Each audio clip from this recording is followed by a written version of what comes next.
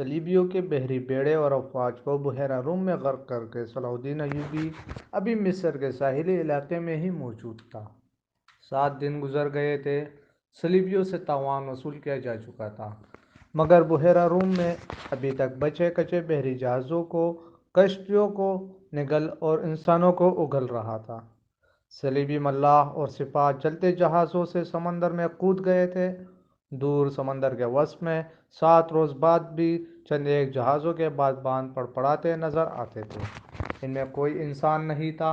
پٹے ہوئے بادبانوں نے جہازوں کو سمندر کے رحم و کرم پر چھوڑ دیا تھا۔ سلطان صلاح الدین ایوبی نے ان کی تلاشی کے لیے کشتیاں روانہ کر دی تھی اور ہدایت دی تھی کہ اگر کوئی جہاز یا کشتی کام کی ہو تو رسوں سے گھسیٹ لائے اور جو اس قابل نہ ہو ان میں سے سامان اور کام کی دیگر چیزیں نکال لائے۔ کشتیاں چلی گئی تھی اور جہازوں سے سامان لایا جا رہا تھا۔ ان میں زیادہ تر اسلحہ اور کھانے پینے کا سامان تھا یا لاشیں۔ سمندروں میں لاشوں کا یہ عالم تھا کہ لہریں انہیں اٹھا اٹھا کر ساحل پر پٹک رہی تھی۔ ان میں کچھ تو جلی ہوئی تھی اور کچھ مچھلیوں کی کائی ہوئی۔ بہت سی ایسی تھی جن میں تیر پیوست تھے۔ سلطان صلاح الدین ایوبی نے صلیبیوں کے تیروں، نیزوں، تلواروں اور دیگر اسلحہ کا معائنہ بڑی غور سے کیا تھا اور انہیں اپنے اسلحے کے ساتھ رکھ کر مضبوطی اور مار کا مقابلہ کیا تھا۔ زندہ لوگ بھی تختوں اور ٹوٹی ہوئی کشتیوں پر تیرتے ابھی سمندر سے باہر آ رہے تھے۔ ان بھوکے پیاسے، تھکے اور ہارے ہوئے لوگوں کو لہریں جہاں کہیں ساحل پر لاب پھینکتی تھی وہ وہیں نڈال ہو کر گر پڑتے اور مسلمان انہیں پکڑ لاتے تھے۔ ساحل کی میلوں لمبائی میں یہی عالم تھا۔ سلطان صلاح الدین ایوبی نے اپنی سپاہ کو مصر کے سارے ساحل پر پھیلا دیا تھا اور انتظام کیا تھا کہ جہاں بھی کوئی قیدی سمندر سے نکلے اسے وہی خشک کپڑے اور خوراک دی جائے اور جو زخمی ہو ان کی مرہم پٹی بھی وہی کی جائے۔ اس اہتمام کے بعد قیدیوں کو ایک جگہ جمع کیا جا رہا تھا۔ صلاح الدین ایوبی گھوڑے پر سوار ساحلی علاقے میں گھوم پھر رہا تھا۔ وہ اپنے خیمے سے کوئی 2 میل دور نکل گیا تھا۔ آگے چٹانی علاقہ آ گیا۔ چٹانوں کی ایک سمت اور عقب میں صحرا تھا۔ یہ سرسبز صحرا تھا جہاں کھجور کے علاوہ دوسرے اقسام کے صحرائی درخت اور جھاڑیاں تھیں۔ صلاح الدین ایوبی گھوڑے سے اترا اور پیدل چٹانوں کے دامن میں چل پڑا۔ محافظ دستے کے 4 سوار اس کے ساتھ تھے۔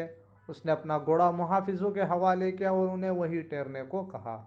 اس کے ساتھ 3 سالار تھے۔ ان میں اس کا رفیق خاص بہاؤالدین شداد بھی تھا۔ وہ اس معرکے سے ایک ہی روز پہلے عرب سے اس کے پاس آیا تھا۔ انہوں نے بھی گھوڑے محافظوں کے حوالے کیے اور سلطان کے ساتھ ساتھ چلنے لگا۔ موسم سرد تھا، سمندر میں تلاطم نہیں تھا۔ لہریں آتی تھی اور چٹانوں سے دور ہی واپس چلی جاتی تھی۔ ایوبی ٹہلتے ٹہلتے دور نکل گیا اور محافظ دستے کے نظروں سے اوجھل ہو گیا۔ اس کے آگے پیچھے اور بائیں طرف اونچی نیچی چٹانیں اور دائیں طرف ساحل کی ریت تھی۔ ایک چٹان پر کھڑا ہو گیا جس کی بلندی 2-2.5 گز تھی۔ اس نے بحیرہ روم کی طرف دیکھا۔ جو معلوم ہوتا تھا جسے سمندر کی نیلاہٹ سلطان ایوبی کے آنکھوں میں اتر آئی ہو۔ اس کے چہرے پر فتح و نصرت کے مسرت تھے اور اس کی گردن کچھ زیادہ ہی تن گئی تھی۔ اس نے ناک سکیڑ کر کپڑا ناک پر رکھ لیا، بولا، کس قدر تعفن ہے۔ اس کی اور سالاروں کی نظریں ساحل پر گھومنے لگی۔ پڑپڑانے کی آواز سنائی دی، پھر ہلکی ہلکی چیخیں اور سیٹیاں سنائی دی۔ اوپر سے 3-4 گدھ پر پھیلائے اترتے دکھائی دیے اور چٹان کی اوٹ میں جدھر ساحل تھا اترتے گئے۔ ایوبی نے کہا، لاشیں ہیں۔ ادھر گیا تو 15-20 گز دور گدھ 3 لاشوں کو کھا رہے تھے۔ ایک گدھ ایک انسانی کھوپڑی پنجوں میں دبوچ کر اڑا اور جب فضا میں چکر کاٹا تو کھوپڑی اس کے پنجوں سے چھوٹ گئی اور صلاح الدین ایوبی کے سامنے آ گری۔ کھوپڑی کی آنکھیں کھلی ہوئی تھی جیسے صلاح الدین ایوبی کو دیکھ رہی ہو۔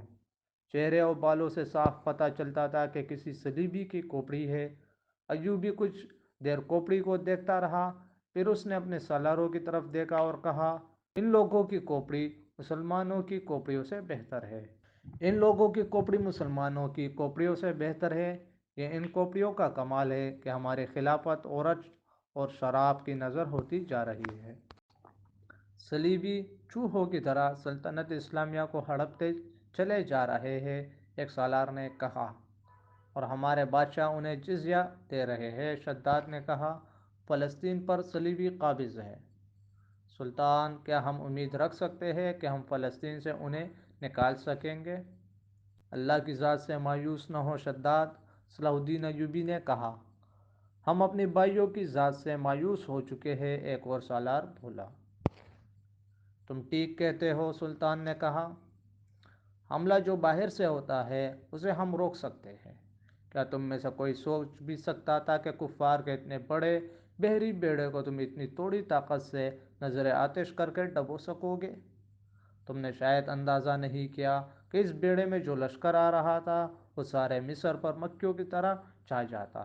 اللہ نے ہمیں ہمت دی اور ہم نے کھلے میدان میں نہیں بلکہ صرف گات لگا کر اس لشکر کو سمندر کے تہہ میں گم کر دیا۔ مگر میرے دوستو، حملہ جو اندر سے ہوتا ہے اسے تم اتنی آسانی سے نہیں روک سکتے۔ جب تمہارا اپنا بھائی تم پر وار کرے گا تو تم پہلے یہ سوچو گے کیا تم پر واقعی بھائی نے وار کیا ہے؟ تمہارے بازو میں اس کے خلاف تلوار اٹھانے کی طاقت نہیں ہوگی۔ اگر تلوار اٹھاؤ گے اور اپنے بھائی سے تیغ آزمائی کرو گے تو دشمن موقع غنیمت جان کر دونوں کو ختم کر دے گا۔ وہ آہستہ آہستہ ساحل پر چٹان کے ساتھ ساتھ جا رہا تھا۔ چلتے چلتے رک گیا، جھک کر ریت سے کچھ اٹھایا اور ہتھیلی پر رکھ کر سب کو دکھایا۔ یہ ہتھیلی جتنی بڑی سلیب تھی جو سیاہ لکڑی کی بنی ہوئی تھی، اس کے ساتھ ایک مضبوط دھاگا تھا۔ اس نے ان لاشوں کے بکھرے ہوئے اعضاء کو دیکھا جنہیں گدھ کھا رہے تھے، پھر کھوپڑی کو دیکھا جو گدھ کے پنجوں سے اس کے سامنے گری تھی۔ وہ تیز تیز قدم اٹھاتا کھوپڑی تک گیا۔ تین گدھ کھوپڑی کی ملکیت پر لڑ رہے تھے۔ صلاح الدین ایوبی کو دیکھ کر پرے چلے گئے۔ سلطان ایوبی نے سلیب کھوپڑی پر رکھ دی اور دوڑ کر اپنے سالاروں سے جا ملا۔ کہنے لگا، میں نے صلیبیوں کے ایک قیدی افسر سے باتیں کی تھی، اس کے گلے میں بھی صلیب تھی۔